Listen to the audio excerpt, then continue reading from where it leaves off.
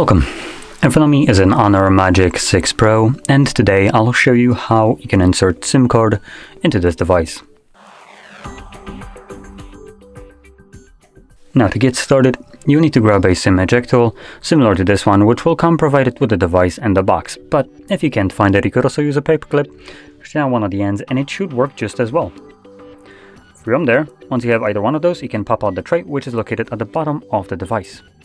You'll have this cutout, and using your little tool, find the little insert area, which is the one that is close to the edge of the device, in the corner. You want to push the pin in, and you can see that the tray will pop out, enough for you to be able to pull it out. On the tray, you have space for two different SIM cards, one on either side. Now, if you're planning to use just one SIM card, you can place it on top or bottom, it doesn't really matter. Just when placing the card on the tray, make sure that it is clipped all the way in. It shouldn't be falling out if you flip it over, and it should be laying flush on the tray. Once you insert it back into your device, the card should start working right away. Now, the one that I have inserted might not actually show up with anything just because the card has been deactivated for quite some time. But any kind of functioning card obviously will just find reception and start working.